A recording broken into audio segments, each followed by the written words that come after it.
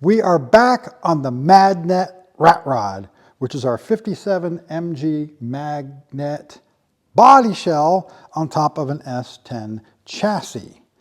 So in the last video, we went ahead and got the steering rack mounted and went through bump steer and got it about as good as we're probably going to get it. And since then, we've started working on some of the little details. And what we did here was these motor mounts here were dual height motor mounts. And we needed it in its lowest setting to have any kind of firewall clearance for a distributor. So we went ahead and trimmed off the excess here to give us some more room down here because they were actually almost touching the chassis and you couldn't swing a wrench down here.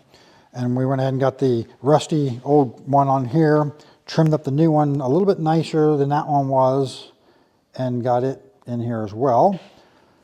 And we have swapped from the 45-degree thermostat housing to a 90-degree, so that should clear any of the air cleaner options we have.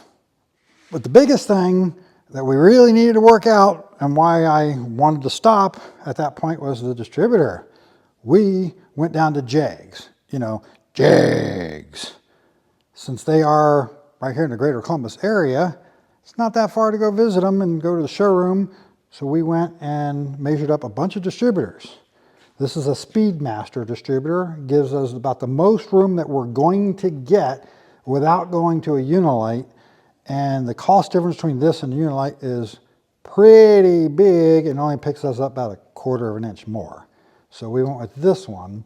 I'd rather have a vacuum advance on it, but this one you hook it up through an MSD box. He's already got one of them on the shelf.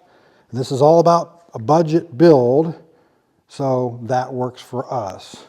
Now, it doesn't look at this point like we got that much room here, but it's a mile compared to what we had with an HEI. Now, we do have more room here, above here than you can see from the front. Once I finish trimming all this up and getting that flange right, we'll have a little bit more room than this.